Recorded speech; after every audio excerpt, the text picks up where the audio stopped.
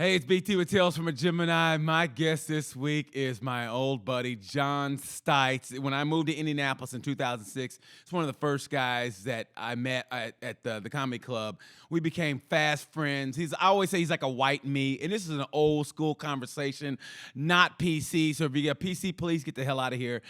This was just a good talk between two old friends, and he has operational comedy, which is for the veterans. It's a nonprofit, and he talks about just getting the big names to do his show, and just he didn't really pay them, but he paid them in stuff greater than money, which is like bottles of liquor or whatever. It's an old school conversation, man, with a lot of laughs and a lot of great stories. So enjoy my conversation with Jon Stites.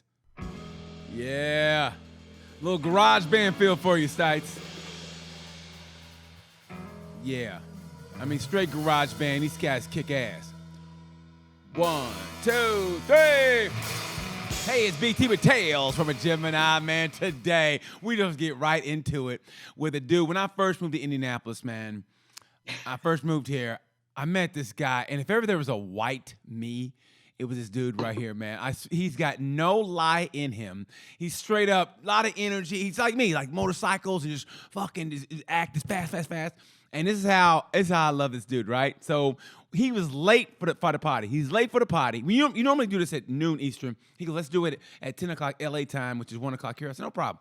So it's like 1:30. I'm like, man, where the fuck is he? He's late. We finally get on. He goes, his first words were, hey, man, my bad.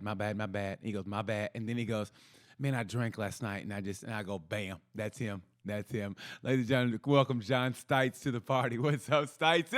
Well, first of all, let's get the story straight. It was not my idea to do anything before noon, motherfucker. So I wasn't out there going, hey, can we do it at 7? How about 6? You know, I'm a comic. You know how we love to get up early. You sent me a time, and I was like, all right, motherfucker. Yeah, I know. I normally said 9. Well, people are usually up by 9. It's the new comedy now. I mean, that's old school comedy where you get up. That's true. Yeah, you get up. The old school comedy was, people don't know, the old school comedy was you might get up before noon. If you had morning radio, you'd somehow stamp her up, go do radio, come back and go back to bed, wake up maybe around 1 or 2, get something to eat, get ready for the show. New school, man, you got to get up, do a TikTok video, do some goofy kind of dance and do whatever. So, I thought you were right with the new school, but no, you're still straight old school. You're the only motherfucker I know who could put up 350 in khakis. I've seen your fucking video. If you go Jon Stites, that's his Instagram. He goes, you see him bench pressing 350 pounds in khakis and a regular shirt. What are joggers? Hold up now. They're khaki joggers, but you're right though. You're right. I did get some shit for that. So I fucking love you, man. You march to your beat of your own drum, bro. That's why I've always loved you, man. Honestly, one of the greatest times ever. It's might mean nothing to you guys, but I'm doing a cruise outside of LA, Long Beach. I'm doing a cruise in Long Beach. For some reason, I don't know why, you contacted me. You go, hey man, listen. I didn't fly out till I had the red eye. I had the red eye. He said, hey man, why don't you come hang out? Blah blah blah. I said okay. And I met you on the corner of La Brea, and it wasn't Sunset, but it was. Yeah, it was. Yeah, La Brea and Sunset, and we went to the Starbucks and we just kicked it. And dude, it was the greatest conversation, like maybe an hour, and we just talked, but it was so fucking dope. I mean, that's where I'm at in my life. I just like to kick it, and it was just a nice conversation. And you were just being honest. You're like, I tried taking this acting academy. You go, it wasn't for me. And we talked about this and that, and it was just, fuck, dude, that was one of the greatest conversations ever, man. I mean that from the bottom of my heart, bro. Do you know, speaking of the acting, do you know Janelle James? Yeah. Well, she's popped out here. She's now, she first started off, she got on Seth Meyers. Yeah. I've known her for a minute. So she got on Seth Meyers. Then she was a writer for Black Monday. Yeah. And now she's the principal on that hit show, Abbott Elementary. Dude, I want to be on that show so fucking bad. Dude, it's fucking good, man. It ain't necessarily my cup of tea, but it's funny. Yeah. Anyway, I met her at Long Beach right before I started that. We were out smoking a joint before we were doing a shitty set at this place, this burlesque joint. And she's like, so what you doing out here? And I was like, oh, I'm going to do it. I'm gonna do acting. And she was like, you ain't gonna like that shit. And I go, what? I go, you don't even fucking know me. She goes, you ain't gonna like that shit. You're a comic. You ain't trying to be. No, it was for improv because I went to the Groundlings. I did the Groundlings for I remember that. Yeah, I remember that. Yeah. Yeah, and she's like, you ain't gonna like all that positive sunshine, clappy bullshit. I was like, you don't even fucking know me. I can do lots of things outside of my comfort zone. And 10 minutes into it, I was like, these ain't my people. I like them. And they're mad talented, but you know what I mean? Yeah. Like you could do improv. Right. You would kill at improv. No, I don't. No, I suck. You know what's funny? I took improv. I took Second City. I took Second City for majors at the Improv. Second City for back in the day. Yeah, I mean that was when I was with Judy, and I took Second City for majors. And dude, I hated going to class. I was that bad. I was fucking horrible, dude. It was me. I remember Dwayne Perkins in class with me, and we and him did a scene Funny together. Dude. Yeah, and that was the only time I was able to make the teacher laugh, because the scenario was, okay, you're in Russia and you see another American, and my first line was, man, so good to see another brother here. And the dude fucking lost it, and that was the only time I had a good acting class, man. I mean, a good improv class. Yeah. Yeah, I didn't. I'm not very good at it. It turns out Janelle was 100% right. I'm a lone wolf. I don't really like groups and fun and every positivity. I kind of like that dark, seedy, insidious nature of stand-up, which is what drew me to it in the first place. Trust me, I know, dude. Trust me. I've known you for a minute, and that's all. You know, if I was casting a movie where a dude was gonna fucking blow up or storm the Capitol, if people didn't know you, I go, this dude right here stormed the Capitol. I could see that's you. Dude, I did a big Operation Comedy show at the Will Turn, and it was me.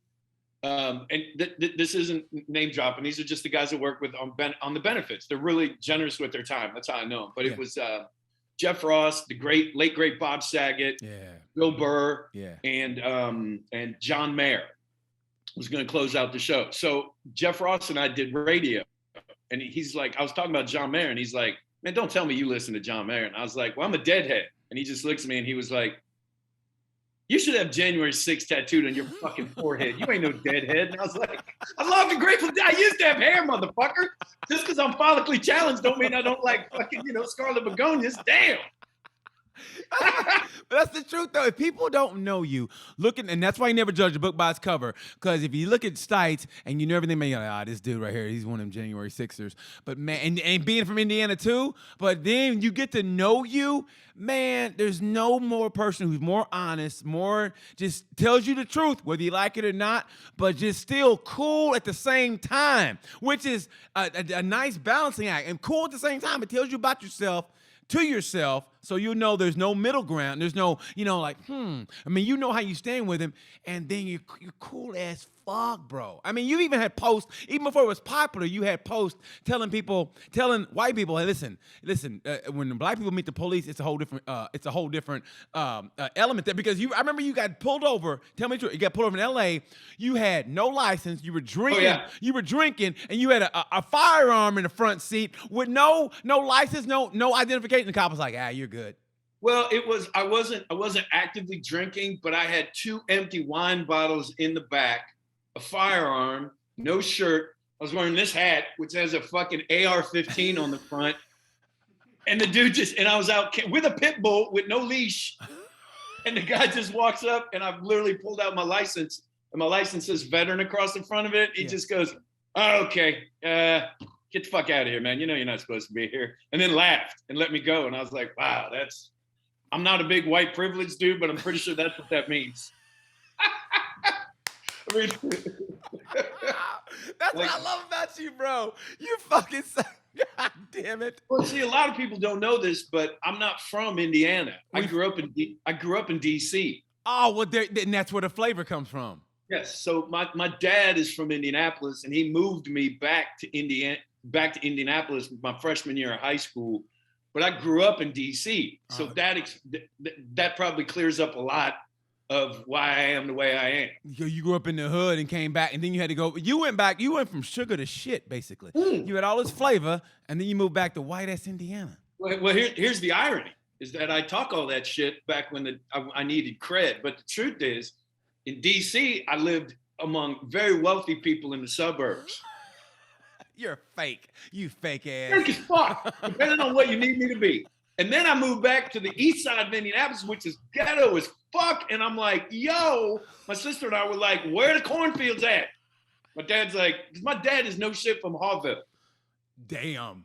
That's where my dad is from. So we got the nicest house in the hood, but we were still in the hood because my dad wanted to be back, quote unquote, among his people. So nice house in the hood in Hallville. That means y'all had a screen door. Well, yes. I got another good story for you, man. So I've gotten to know, and again, man, these are not name drops. These are just people I've worked with on Operation Comedy shows. So, Right. you know, Donnell Rawlings was in the Air Force. Yeah. So he's Okay. Yeah. So he's a vet. So I was doing this show every year. I did it one year with Vince Morris, who fucking crushed. We would go to the Naval Academy in Annapolis, Maryland. Yeah. We just worked together last week, me and Vince. Yeah, I saw that. Yeah. I love Vince. Yeah. Great, funny motherfucker. Yes. And so I asked Donnell Rawlings to do it. He's like, yeah, sure, dude, I'll do it because I'll be in New York. That's great. So he's from real DC. Yeah. So I always just say I'm from DC. I'm really not. I'm from Northern Virginia. I'm from the fucking burbs. All right. So we're driving. So I don't really know him at this point, but I pick him up from Dulles. We're driving around. We get a drink. And I say, hey, man, we're going to head to Annapolis, but I'm going to drive through my old neighborhood real quick. I just want to see my old friend that I grew up with still lives there. I'm just going to holler at him real quick. He's like, all right, man, that's cool. So we're driving through. Now, see, the thing about Alexandria is we use this is pre-internet. You know, I always say there's a pre-internet world and a post-internet world where you weren't aware of certain things. Yes. Whether it's Confederate flag, you just weren't aware of shit. True. So they use all these words like historic and all that, but it's all Civil War in Alexandria. It's Mount Vernon. It's, so anyway, there's cobblestone streets and shit, and we're driving through, and we're going up this cobblestone street, and Donna Rawlings goes, we stopped at this, it was called Fort Willard, was this park in my neighborhood with a big Civil War cannon and shit. We drive by it, and I just wanted to take a quick picture. And he goes, man, I gotta tell you, dude, I really didn't think you grew up here. This is not DC, motherfucker. And I was like, I know. And he goes, man, this place slavey than a motherfucker. And I'd never looked at it that way, but fucking sure enough, like this whole motherfucker was built on cotton. Yes. Yeah, because don't think you guys don't realize it. You know what I mean? I mean, it's a different perspective. I mean, it's not bad, but he's just pointing out because you just don't realize it. I mean, yeah, that's how it is. And I don't get mad because it's not like he asked me to, as a result, to pay him $500. It was just, hey man, maybe you could acknowledge that this, there's some Django sweat on this motherfucker, and that's how you guys get down. I'll be like, all right. That's, fair enough, dude. Man, when did you? Okay, now you were in the Army, right? You were in the Army, yes. right? Okay, because I remember you in your act. You talked about, but you talked about you were kind of pissy that you missed the combat years because you came in when Clinton was there. Yeah, well, so obviously, there's hyperbole in your act. When I was 18, you think war is cool when you're a kid. So yeah, back then I was bummed out because during the Clinton years, there were no wars. So and I joined the infantry. So, I used to be I used to be a Spanish professor. Right. And both my parents were language teachers. So when I went into the Army, I took what's called the D-Lab, which is the Defensive Language Aptitude Battery, which is a test that gauges how well you can acquire secondary languages. Yeah. And I scored off the charts. And they were like, we'll send you to Monterey to language school, dude, to one of the greatest language academies in the world. Yeah. And I passed that shit up to join the infantry because I wanted to go to war.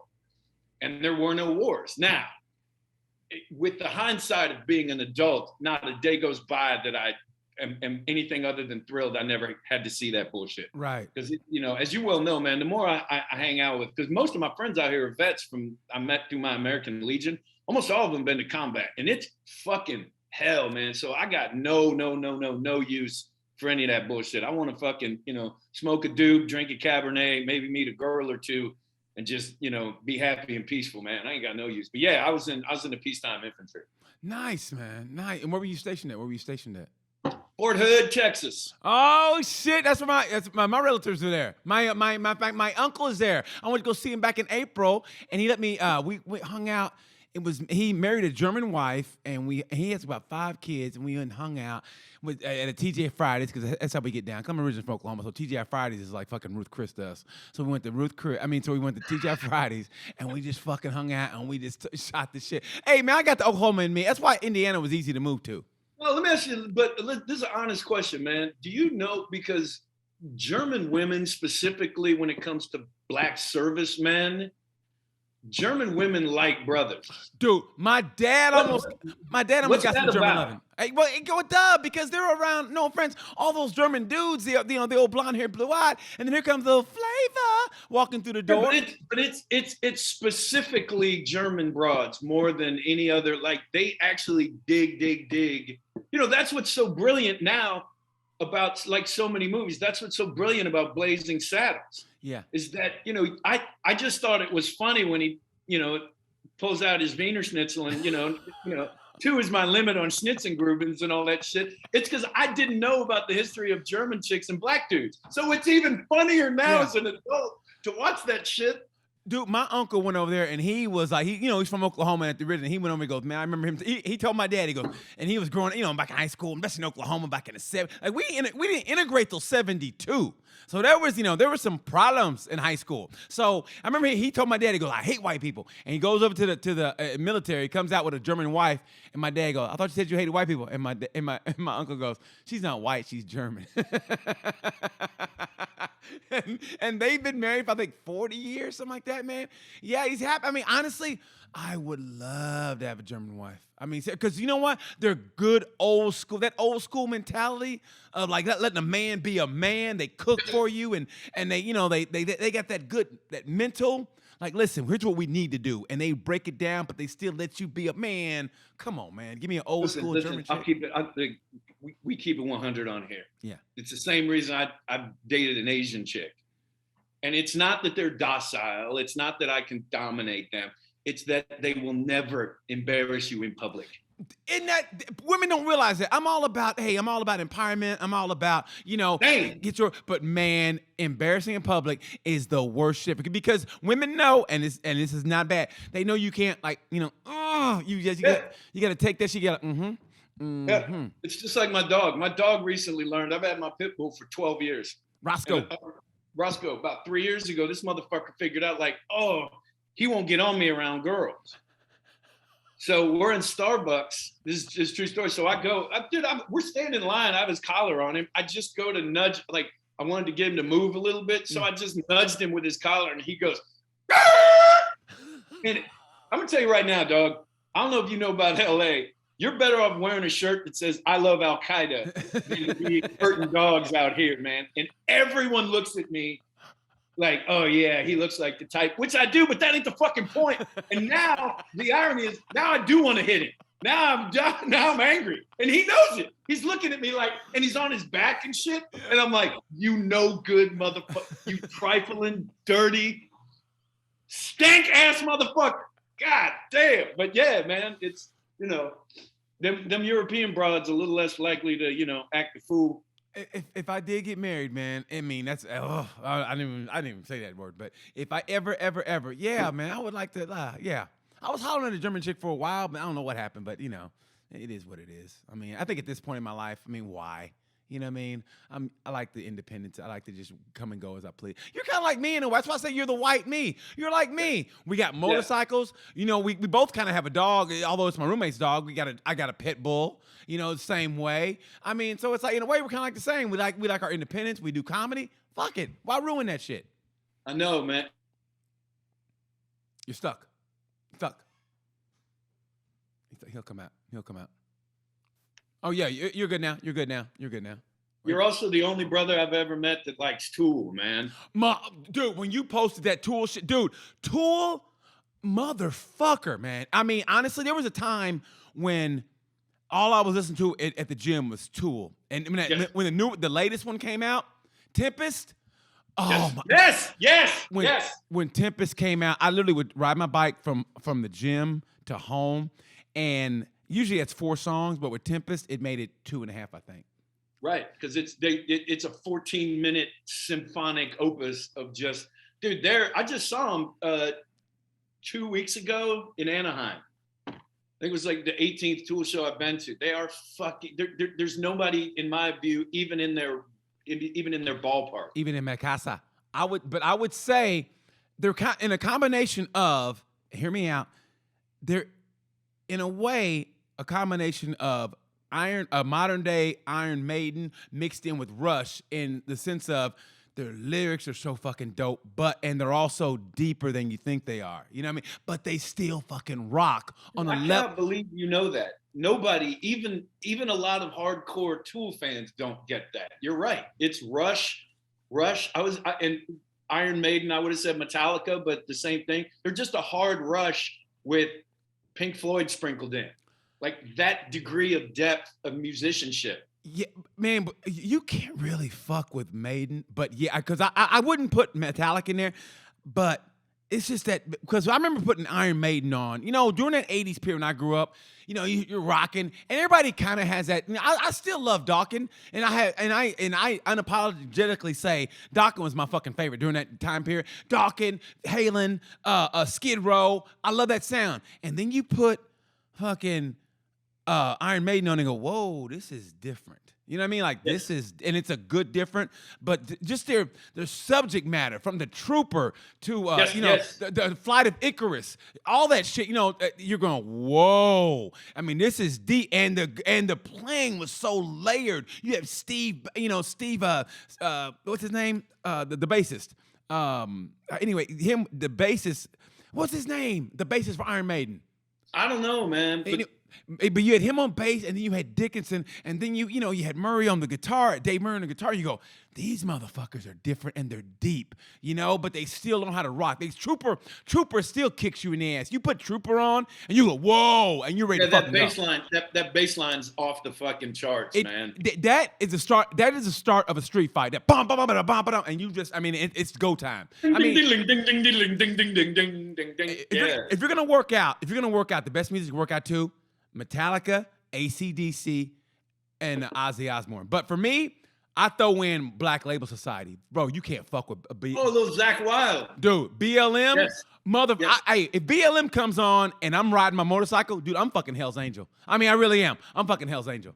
What I was listening to Josh Homme of the Queens of the Stone Age. I was listening to him on a podcast, and because I put like $3,000 into the stereo on my Harley. It's fucking the most obnoxious. I love it. Dude, black dudes pull up the stoplights like, God damn, man, that's a bit much, bro. Like, it's crazy loud. That's a bit. And he was talking about songs that I never heard a black dude go, that's a bit much. I've never heard. Exactly. Like, Jesus Christ, dude. God damn.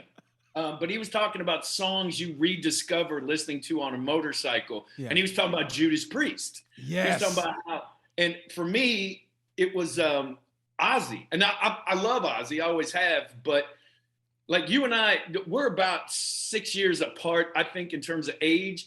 And that 6 years, see, you were listening to the music that my buddy's older brothers were listening to. Yeah. So that generational gap, Ozzy and Iron Maiden, but man, I got deep back into Randy Rhoads about 3 years ago, and I saw they finally put him in the Hall of Fame. It's about fucking time. No shit, man. No shit. Let me tell you something, man. Okay, if you're gonna road trip it or whatever, just on a nice little ride, dude, put in Gypsy Biker by Bruce Springsteen, and I promise you that's the greatest road song ever on a motorcycle. I've never heard that. Hold on. Dude, it screams motorcycle. Dude, put in Gypsy Biker by Bruce Springsteen, and motherfucker, you text me and go, BT, I don't know why I doubted you. I guarantee you will. That's the greatest road song on a motorcycle. Guarantee you. If you're highway traveling, that's it. Now, if you're in town, put on Motorhead's Brotherhood of Man. Yes. Motherfucker. Yeah. Oh, yeah. Dude. I fuck with, Bark at the Moon. That double solo that Randy Rhoads does at the end of that. Bark, that's probably my favorite Ozzy song. There's something about that particular one, man. That really? You do. Man. Because it's almost like Sultans of Swing in as much as he does the penultimate guitar solo and you think that's the end. Yeah. And then he stretches it out. He's like, no, I got a little something more for that ass. And it just, I got goosebumps just talking about it. It's fucking gnarly, man. Oh, dude. Funny you mentioned Dire Straits, man. I think for me, when it comes to like, if I'm going to work out, and you're like saying maybe like me, when it comes to working out, if I'm walking out into the workout floor, I got to get pumped up for it. But you put on Flying High Again as you're getting ready to fucking lift, dude. I mean, you feel like you're walking out in the UFC. That just oh no. Yeah. You can't beat that shit, bro. You can't beat that shit. That's why we always. How do you stay in the shape that you're in? I'm a fat motherfucker now in my gut. Man, you ain't a fat motherfucker, man. In Come my on, gut, man. I am. But I mean, honestly, do you know what it is? And well, you know me, so you know how much of a dork I am. People don't know who don't know me don't know. But I literally, mentally think that I'm a professional athlete. So that makes me work out. I mean it from the bottom of my heart. That's the only thing that gets me through life, because we all know at a certain age, man, it's just hard to really enjoy life the way we used to. Some people, kind of get burnt out at a certain age, or just go, okay, I'm tired of this, I'm going to start a family, whatever. But at a certain point, it's not as much fun as it used to be. So you got to you got to mind fuck yourself. And I don't, you know me, I don't drink. I still don't do drugs. I mean, a little bit. I drink pussy shit, but for the most part, I don't drink, no drugs. So I got to mind fuck my way through this thing called life. And me, I always think of a professional athlete. So if I'm in it, so on my days I do a podcast, especially if I have I did Kenny Monday. He's a wrestler and I'm a wrestler. So I interviewed him twice. And every time I do that, my mental is so much higher, because I know I'm talking to a dude who fucking, won a gold medal in fucking wrestling. He had to wrestle Russians. He had a broken elbow and he still got a silver medal. He didn't get a point scored against him until the final match, with a broken elbow. So it makes my mental game that much more. So mentally, I think I'm a professional athlete when I do that, and that's why I do that. It's just a repetitive, I got to do this, I got to do that. So when I go to the gym, or every day I'm doing something, I think I'm a professional athlete, and that's what gets me through it. Because if not, then I'd be a fat motherfucker with no goals and just like, life is over. But I that's how I got to do it. And speaking of wrestling, man, I'm really afraid of no man. But if I see a motherfucker with a cauliflower ear, I'm talking shit while I'm moonwalking. You know what I'm saying? Like, hold me back. No, hold me back, please. I ain't. Because I got about 8 seconds to knock this dude out. If we go on the ground, it's over. Hey, it's over, dude. Speaking of getting knocked out, please tell me the story of you when you boxed against that dude in Kentucky and you got knocked out. The black dude you said. Oh, yeah. It was at an old. So this is actually fairly good. So when I was young, I didn't know how to fight. I had a lot of big friends, so everyone assumed I was tough. Yeah. But I was like, like, no, I didn't know how to channel the rage. Yeah. And then I went to Xavier in Cincinnati, and there was an old guy named Raleigh Schwartz. Yeah. Who was he was the assistant manager on that legendary 76 Olympic team with Spinks and Hagler and all those guys. Wow. Yeah. His name's Raleigh Schwartz. He ran the boxing team at Xavier, and he taught me how to box. Uh-huh. And one of the greatest things in my life, one of the things that changed my life more than anything, and I'm not a big Joel Osteen, every time, stop whining, motherfucker. Yeah. That's my dog, not my girlfriend. Just to be clear, when I put my hand back. But once I learned how to fight, and it completely changed my life. So I was the only freshman who made the varsity team, because I was always very strong and had a lot of anger because of my, the kind of fucked up house I grew up in. Yeah. So I started feeling confident, man. And the first fight I had was down in Lexington, and that's where my mom's from. My mom's from, she's from about 2 hours east. But my mom's the whole Kentucky side came out for this fight, man. And it was at this old horse track. And I was fighting a guy who was a senior, because I made the varsity team. So I was fighting all seniors. Yeah. This dude, do you remember in Mike Tyson's Punch Out? You remember Sandman? How big that motherfucker was? The black dude? Yeah. This fucking dude, I was like, there is no way this guy is fucking 135. What the fuck? And I remember saying to Raleigh, I was like, yo, do they have like a scale up in this motherfucker or something? Like, there's no way. This dude, 3 seconds into the fight, he hit me so fucking hard, man. Now, back then, that's amateur. So you're still wearing headgear. Yeah. And you're not trying to knock people out. That's why you've got the white, it's points. Yeah. It's really hard to knock someone out with headgear on and the bigger gloves. Right. This dude hit me so hard, man, that I spun around. Like I was looking at the other side of the ring, and I remember seeing my mom like this. Like Home Alone? She Home Alone you? So I do this move where I go to duck out, and I turn around like this, and they give me a standing 8 because when anytime you do a full spin, apparently no one told me that shit. So I'm 3 seconds into the fight. I'm already seeing stars getting a standing 8. I'm like, yo, fuck, man. Yeah, but boxing completely changed my life, man. Changed my confidence level, changed, really did, man. More than any other singular thing except maybe getting into stand-up. Speaking of stand-up, dude, you need to get honestly, I'm going to give you your flowers now, because that's the thing now. Celebrate people while they're here instead of that bullshit when they're dead. Then you say nice stuff about them. You left here, and I was jealous of you in a way, because I moved here in 2006 with my tail tucked between my legs because things weren't working out in L.A. Met you, and then you said, fuck it, I'm going to L.A., and then you started this Operation Comedy, and dude, you get the big hitters. And how did that come about? And how did you go about getting the big guys to do your show? Like, tell me what everybody else what Operation Comedy is all about.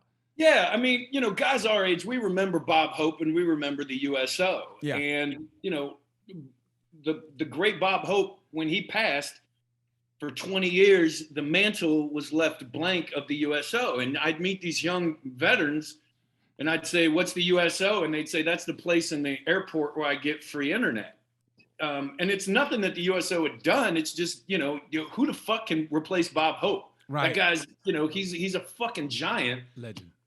But times have changed, man. And people don't want clean comedy, and they don't want all that family friendly shit anymore. It's a different time. So my goal was, I'm going to do an R-rated USO, start a nonprofit, see if I can raise a buck or two. And if I'm being honest, it's because I knew, dude, I'm a serviceable, good stand-up comic. Yeah, I am nothing super special, and I knew because when you met me, I had a job in sales, making a lot of money. You know what's funny? I never knew what you did. I just know you were cool as fuck, but I didn't know what you did. I didn't. I was a national sales manager for a healthcare IT company just down the road from Morty's. That's how I found out about Morty's. I worked right down there. I wore a suit every day, and I was a sales manager, and I hated it. You were made loot. You were Yeah. Hired, fired, had a team. Yeah. And I was miserable. Good, but I never knew that. I just knew you as a cool motherfucker who was. I mean, I can kind of sense fakeness, and I go, nah, this dude's real. And I remember that, and you were always good to me. And whatever show you put on, man, you made sure I was there. We were tight for a little bit. I went down to Fort Knox. We went to Fort Knox, did that show down there. Dude, the only reason you and I quit hanging out is because I moved. I always thought you were the fucking coolest shit, man. Yeah, man. We were good. When the whole thing with Operation Comedy, it started, and I started doing it in the Midwest, and then I moved out to LA, didn't know anybody. So I just called up the Improv, the Hollywood Improv, and I said, hey, I didn't know anything about LA. I didn't have any connections, but I had a few from all those years on the road. Mm-hmm. I knew Guy Torrey. Right. I knew April Macy. I knew just enough people that knew I was an okay guy that I could call them up and go, hey, I'm doing Tuesdays and blah, blah, blah. So I did that for about a year, and it was going well. But the money situation wasn't fantastic. And then what really changed my life was I talked to the Comedy Store. Mm-hmm. So this is back in 2014 or 15, mm-hmm. I think. Yeah. And this is right before the massive renaissance at the Comedy Store. It was still dark during the week. The main room, which seats 400, was still dark during the week. Wow. So they said, look, nobody can pack this motherfucker on Tuesdays. If you want to do a show here, we will let you keep 100% of the door if you can pack this place out. And I was like, damn. Bet. So Joe Rogan, and again, man, these aren't, I'm not friends with him. He probably doesn't even know who the fuck I am. Right. but he was doing this bit about Marines. I saw him at the Hollywood Improv one night, and I just walked up to him and I was like, "Hey man, have you ever done that bit about Marines in front of a bunch of Marines?" And he goes, "I don't do military bases." He goes, I'll never forget him saying this. He goes, "I don't mind working for free, but I ain't gonna work for free and be told what the fuck to say." And I was like, exactly. I said, "What if I could get 400 Marines to the Comedy Store? Would you want to do a set?" And he just goes, "Sure." So the first show we ever did, I had Joe Rogan, and I brought 400 Marines into that place like a bunch of fucking vandals and Mongols, and they drank that motherfucker dry. God, nice. They came in, and vets, we're a perfect comedy crowd because we're loud, we drink, we're never offended. Yes. We police our own. So if somebody acts the fool, Yeah. they get shut down by the crowd before a comic even has a chance. Yeah. So that's how it started. And then I got to know him a little bit. And then I started doing every Tuesday, and it started taking off and taking off. Then I realized, like, I started thinking to myself, like, the old, what do you get for the guy who has everything? Right. So then I got to know Bill Burr and working with him. And I thought, man, these guys are fucking millionaires. Like, what can I get them? And I thought, money doesn't matter that much to them. I mean, it kind of does, but right. Excuse me. And I started realizing, like, I'll bet you money that even though these guys have a lot of cash, I'll bet their women don't just allow them to go act a fool with their money. Yeah. They're not allowed to buy a $2,000 bottle of booze. Yeah. So I started rewarding these guys with these crazy bottles of alcohol. Like, I remember getting Bill Burr a bottle of Pappy Van Winkle for a show once for like a 15-minute set. And he was like, "Dude, what the You froze. That's what I... Oh, no, you're good. No, you're good now. You're good now. Oh, okay. Yeah. Okay. Yeah, it says my internet connection is unstable. Now Well, join the club, motherfucker. And so I got him a bottle of Pappy Van Winkle, man. And he was just like, "Dude, thanks." And I was like, "Thank you for doing the show, man." And then, if you stay in a place long enough and people get to know that your shows are going to be good, they're going to have fun, you're a legit Right. good guy, or not even the good guy, but you're good at organizing a show. Yeah. That's just how it started working. I started working with Burr, then I got to know Saget, Kevin Nealon. I got to know all these guys through the Comedy Store. And then, so my American Legion in Hollywood is one of the 5 coolest places I've ever seen in my life. That's no exaggeration. I've traveled all over the world. It's basically a giant bomb shelter with a movie theater, an Art Deco bar. It was built by the World War I guys. Yeah. So they have a 500-seat theater in this place. Oh my God. And then they did a $6 million renovation and put $2 million of it into the theater and turned it into like an IMAX top. It's one of the nicest movie theaters in the country. And they said, "Hey, if you want to do shows here, you can do shows here." And so I moved from the Comedy Store to the American Legion, and that was blowing people's doors off. We were just having incredible, and that was the show that I did where I brought in the Eagles of Death Metal. Oh. That's where it was me, Burr, Jeff Ross, Adam Carolla, Bob Saget, and then I had the fucking Eagles of Death Metal close the show in the VIP. It was that guy, Jesse Hughes, the lead singer, he is one of the, you would love him, dude, because he is an old school 70s throwback, a real front man. Fuck yeah. Like in a sense of David Lee Roth and Robert Plant and Robert Plant. Yep, Steven Tyler, like that degree. And Queen and Freddie fucking Mercury, bro. Well, I'm not gonna go there because ain't nobody like Freddie Mercury, man. That guy was. Fuck. Yeah. Have you seen that video of that Live Aid performance that guy does? Figaro. I mean, everyone talks about, walk-off home runs and Murdered and Mic Drop and all that. That show was, the minute he got off, that show was over. Dude, that sends right now chill. I mean, Yes. goosebumps. Hey, have you heard his acoustic version of Under Pressure? The acoustic. Yes. I mean, they take out the music and all you hear is his voice. Mm-hmm. Dude, he was he got his flowers, don't get me wrong, but he was underrated while he was being rated. He was underrated. Yeah, he's still underrated, man. How's my connection? No, you good. No, you good, bro. You good. You good. Okay. Yeah, you good.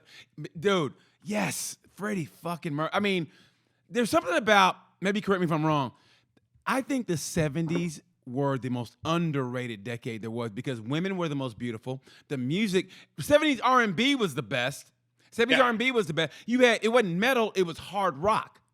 And country was the best. So everything in the 70s was fucking great. And Prince said it best, the drum machine ruined R&B. Yeah. Yeah. That's true. I mean, because I think, if I'm not mistaken, that When Doves Cry is the only song to go number one without having a bass line. No bass line. Yep. No bass line. No bass line. Because what's the guy's name? Niles? Is it Niles Rodgers? Niles Rodgers, yes. Yeah. I was listening to him on a podcast because he produced it, and he's like, yeah, it's a drum. There's no bass line. I'm like, holy fuck, that's crazy. Yeah, man. Yeah. I saw a great meme, a wonderful one, and it was like, it said, James Brown legit created 6 forms of music. Why the fuck I'm still hearing about Paul McCartney? Or like, fuck the Beatles or something. It was like, James fucking Brown, man. Dude. That's why I think it's so funny when they do these biopic pictures and they're PG-13. It's like, dude, Freddie Mercury was a drug-fueled ass fucking, which is fine. I mean, obviously I ain't got no problem with gay people. It was just, he lived out, he was about that life. But like I said, it was the 70s, bro. That's what everything was excess. I mean, think what Led Zeppelin did, they'd be in fucking jail right now. What The Who did, when Keith Moon came to LA on Sunset Strip, driving down, man, the shit they did in the 70s, it was a legend. That was when rock and roll was fucking rock and roll, man. That's what we did. We come in, we fucking rock and roll, and no one tells us what we fucking do. And that's what it was. But I will say this. I will say that, to me, the 2 greatest times for me personally that I dig, it's definitely the 70s. But, the grunge era, because it felt like our music. And you got to remember, at one time, in one window, you have obviously the big 3. You have Pearl Jam, Nirvana, Soundgarden, Alice in Chains, Primus, Tool, fucking Queensryche. Don't forget Queensryche. But that wasn't grunge. It wasn't grunge, Joe. But Queensryche, that Seattle sound, and don't forget the Pearl Jam ripoff with 7 Mary 3. Remember that? Oh yeah, exactly. But those. Go ahead. But I still, man, as I've gotten older, I mean, Tool, Soundgarden, and Alice in Chains, I mean, those 3 fucking bands for me are just, because it felt like our music. Like, like I remember being in high school, the 70s are awesome, but that's my parents' music.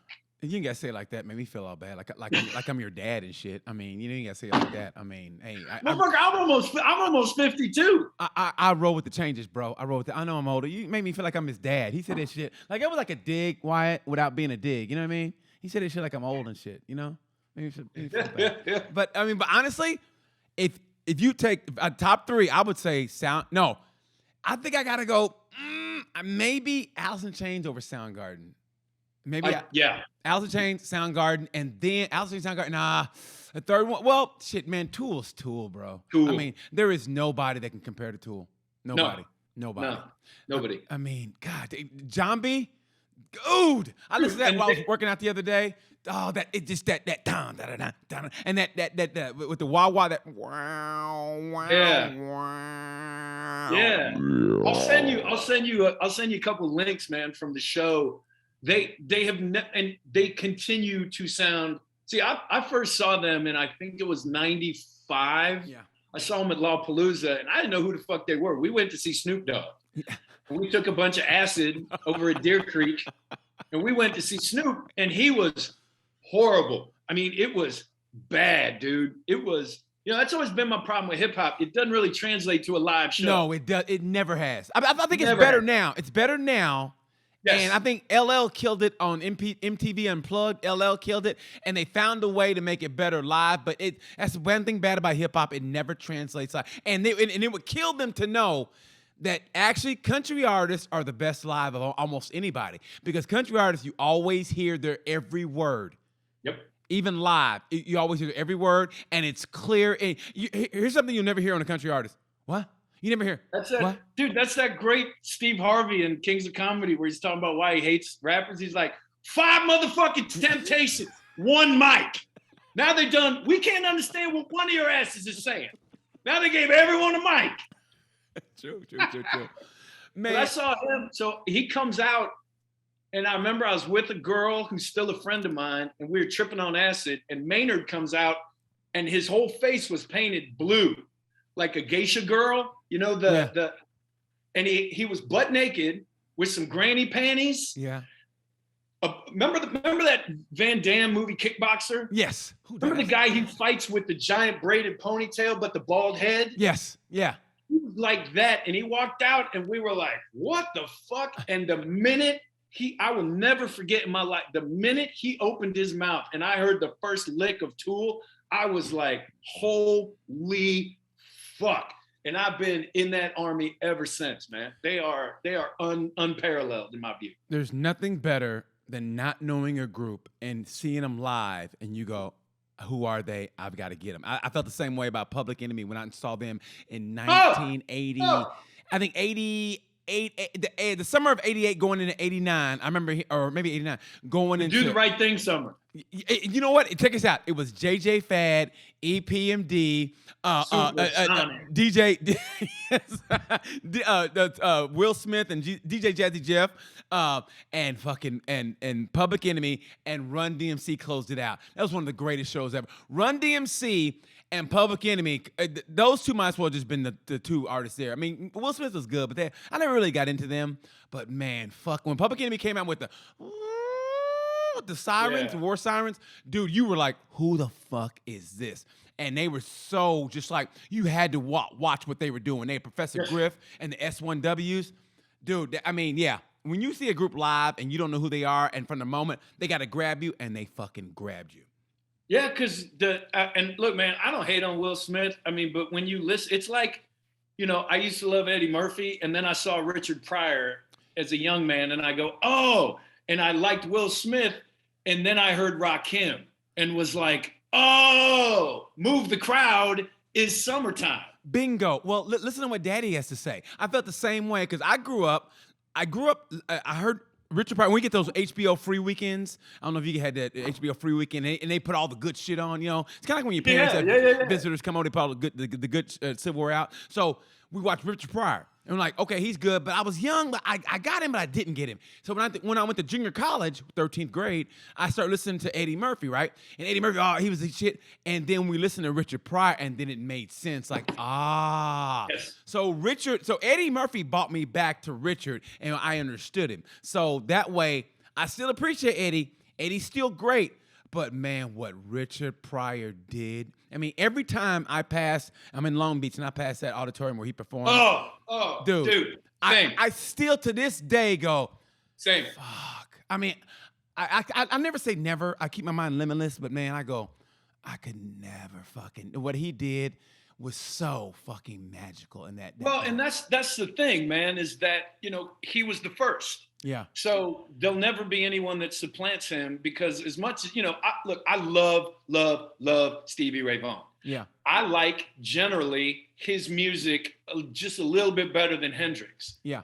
But, Hendrix was first. Yeah. So you can't really say that Stevie Ray Vaughan is a better guitarist than Jimmy Hendrix. You know what I mean? Just because he was the first. So we have a new Mount Rushmore, but I feel like Richard Pryor, man, is just. And to Eddie's credit, people have shit on him for quote unquote stealing Richard Pryor's act. You know how old he was when he did fucking Delirious? 19, right? 19. 19. He admitted it. He's like, I took Richard Pryor's act, man. I didn't.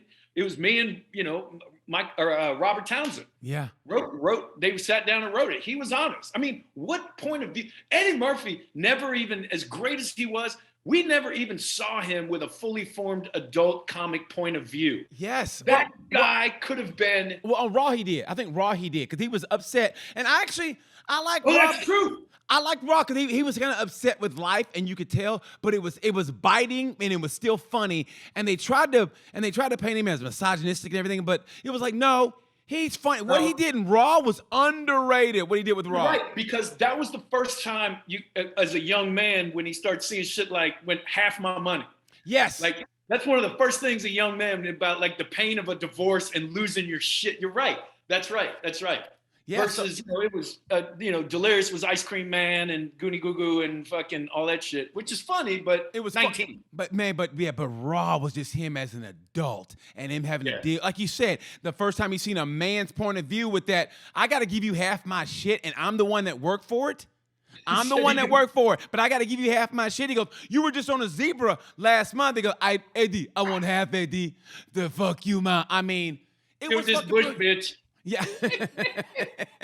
The best part is where he said, I gotta find someone in the jungle because they ain't got no pockets. Yeah. That was classic, man. That was classic, man. You know what I'm gonna give you credit for, which I don't think anybody's gonna remember, but you did, correct me if I'm wrong, you did, is it Mucho Talento on Spanish TV? And you did comedy in fluent Spanish. And I mean, that was jaw-dropping, dude. It wasn't like you were stumbling through it like I do sometimes when I'm trying to talk to the cleaning lady at LA Fitness. Like, I'm hey, ¿cómo estás? And she starts talking, oh, here we go. But you did a fluent. Where did that come about, dude? Well, it's funny you mention that because before COVID, I'd started producing the Spanish shows at the Ice House, and we were selling out the main room every single time, and then COVID hit, and the Ice House closed. The Bus family bought the Ice House, and they've gutted it, but it was desperately needed a redo. Yeah. So they're going to reopen in April, but I just started booking my next Spanish show yesterday. So I was doing Operation Comedy, and I'd met some Latino cats around here, and I was explaining to them, I'm like, hey, I think I'm going to do a Spanish stand-up. And I don't know if they just didn't believe me or just couldn't put two and two together, but it was just sort of like you. And it was just like, all right. But not only do I speak Spanish fluently, I speak Spanish like a Mexican because I lived in Mexico. Monterrey, right? Like, Monterrey, right? Was it Monterrey? No, San Luis Potosí. Okay. So, but I went to grad school in Spain. Okay. Wow, the original Mexico. Yeah. Unless you talk to them fucking white ass imperialist shithead in fucking Spain, always fuck with me, saying I spoke dirty peasant Spanish. Yeah. A different level of racism, like a royalty type of racism. But anyway, nobody was believing me, man. So I just said, you know what, fuck it, I'll go on this show, the Mexican version of America's Got Talent. And they'd never seen a white dude on the show. They'd never seen a stand-up comic. So at first their jaws were just nobody knew what the fuck to make of it. They're like, and they didn't even give the crowd a heads up. You don't get a warm-up act. Yeah. You follow like a juggler and a karaoke motherfucker. Yeah. And then I just went on and did my thing, and they voted me to the next round, and I made it to the fucking finals, man. Dude, that was so impressive, dude. That's what I love about you, man. You can't pigeonhole you know what I mean? But it's the same way, like you said, same way about me. If you didn't know me, you would know that I'm a fucking 80s metalhead, or I know my metal. I mean, which I don't blame people. You know what I mean? They go, yeah, right, and I go, you have no fucking clue how much I know my fucking metal. You know what I mean? But it's the truth, though. I get it, but that's why I love it. We can step outside the box, but still be. That's who you are. It's not you trying to be this. That's just who you are. That's what you gravitated toward. Right, and that's why it's not like, that's why Mexicans dig me. It's not like I'm some wannabe. It's like you're authentic. This is just this is my life. I lived in Mexico. In another life, I was a language teacher. That's what I studied for 8 years. I was did student teaching, taught high school, then went to IU, PUI, and taught there for 4 years. So I was an actual Spanish professor. And so I learned, so you'll appreciate this, when I first, because you remember my first 3 years in stand-up, Dave Stroop was only booking me with black headliners. Yes, you opened up for Guy Torrey for a long time. Yeah. And then I started DL and Witherspoon and Ari Spears. And I started working with all these guys because word gets out that there's this white dude who won't step on any of your jokes because he doesn't have any of the same life experiences that you do. So you don't have to worry about that. Right. So I learned early on, at first I was terrified, but then I realized oh shit, the bar's so low that this is a huge advantage for me. Yeah. Because I'm not being held to the standard of a black comedian. I'm being held to the standard of all the white people they've met in their lives. So if I just don't shit myself and trip over the mic stand, I'm going to crush. Yeah. It's the same thing with Latinos, man. When I walk out and start speaking Spanish, they lose their fucking minds, man. They're like, because they're the opposite of the French. All right. If you make the slightest effort to speak Spanish to a Mexican, yeah. they are so, they're my favorite people, man. Yeah. They're so appreciative. And yes. the French, you could say, speak in, 10 minutes of poetic sonnets. And at the end, a Parisian would be like, actually, it's a predicate nominative. You should say I instead of we. You'd be like, man, fuck you, fuck Frank, fuck cognac, you cunts. Sorry ass motherfuckers. Both my parents were French teachers, so I don't. Well, tell me how you really feel, though, Stites. Quit holding back, bro. I mean, LA's made you soft. Tell me how you really feel, bro. I remember my dad was, so my whole family speaks French, even my sister, right? Yeah. And my dad wanted me to take French. I remember in 8th grade having this conversation with him, man. Like, I was ready to fight my dad because I was like, I remember literally saying, he's like, it's got to be French. It's got to be French. Why do you want to take Spanish? So I'm like, because there ain't no French bitches in Indiana, Dad. There ain't but 6 Mexicans, but at least that's 6. If I fuck one of them, that's worth it. Fuck, man. Is that not Trey Magnifique? Why can't you be here, bro? I miss conversations like this. This is what I need. I got nobody here. Just me now. We had some good times, man. We did, like, remember that gig on New Year's Eve at the Virginia Beach Funny Bone? Fuck. Oh, that was a monster. Me, you, Todd McComas, Michael Malone. Yeah. Oh, but there was no. That was a different one. Okay. That was an Operation Comedy show. There was that young lady. There was that girl who was. Remember, because we went out and had breakfast. Yes. Oh, the redhead. The redhead. Yes. Patterson. Yes. She was from Alabama originally. Yeah. Yeah. And she'd never done a rowdy black room. Yes. She'd never done, well, I'll put you like this. She'd never done a Friday night late urban show. Yes. And remember, we could tell that the natives were restless. You hearing them fucking hen bottles dropping on the floor and shit, the glass rattling on. I'm like, oh shit. You already knew because you were 20 years ahead of me already in the game. And I remember you just like Rocky and you're like, okay, fucking here we go. And that poor girl went out. She just did not have that aggressive gear to get out. And it was, this is a sweetheart though. Wonderful. Yeah, no, she was great. She was great. Just it was like no, don't do this to her. No. It's tough, man. It's tough. It's like somebody's first fight and they go fight Anderson Silva. Like 1998 Anderson Silva. Like no. Yeah. It's a good time. We did. I got a quick. It's not the greatest, but I got a Vince Morris story. So I took Vince to the, so he wouldn't even remember this, but the first time I ever sold merch in my life, Vince Morris was the one who told me, he goes, how much you selling them t-shirts for, man? He goes, that I opened for him at the Toledo Funny Bone. Yeah. He said, how much is one of them shirts? And I said, I don't know. I got $10, $5, whatever they give me. And he's like, man, fuck that shit. He was like, it's $20. End of story. A shirt at a show is $20. People understand that you ain't making a lot of money. You're going to need money. Just tell them it's $20. Yeah. That was the first thing. Second thing is like, when you don't really know a black person, and you want to make sure that you're like, you got the right kind of music in the car because we have a long drive. Yes. So anyway, he gets in the car, and the song, Dare Hall and John Oates, I Can't Go For That. Yes. Well, it's a jam, so I get in. That bass line, that song is kicking. Yes. So we get in the car, and Vince and I are talking a little bit, and I start the car. We go to drive off, and that song comes on, and in my head, I'm like, man, ain't no fucking black dude my age want to hear this bullshit. So I'm like trying to change it to Public Enemy. He literally slapped my hand. And he's like, whoa, man. I was like, oh shit, see? You never know. Dude, you never Don't pander, motherfucker. Just be yourself. Hey, real quick before I got here, my Vince Morris story is we had to travel. We went to the airport. We had to go travel 3 hours to this gig, right? So, and dude, I'm rocking out. I got my Motley Crue. I got my DC, whatever, right? Just rocking. Vince doesn't say a word. He's kind of halfway asleep, whatever. We stop to get gas. No word. I'm just rocking the heaviest shit out, right? And I'm talking just fucking heavy. Just, yeah, rock and roll. And I swear to God, man, Vince is kind of halfway asleep. And I switched to a country station. And in the first, and on that, and he goes, come on, man. And went back to sleep. And I changed the station. That's the truth. So he goes, come on, man. And that's all he did. And I went back to sleep. That's my Vince Morris story, brother. That's my Vince Morris story.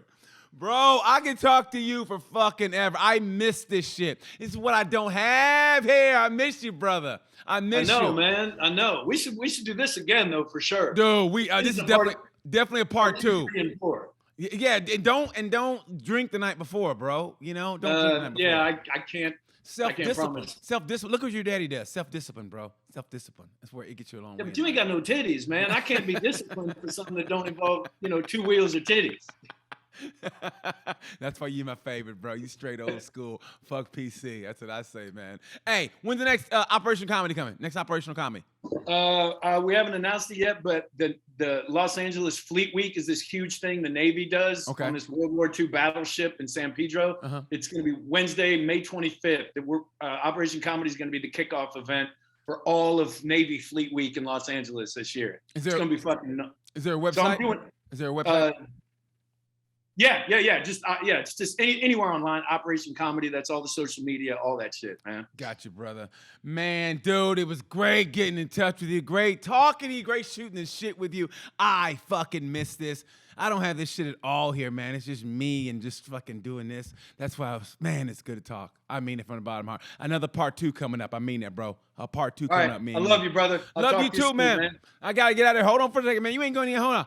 Thanks for watching, guys. Look up at Jon Stites 1. Jon Stites, the number 1 on Instagram, man. That's just my dude right here. He'll make you laugh. Go support Operation Comedy. And until then, I'm BT. You know what we say about this time. You know the word.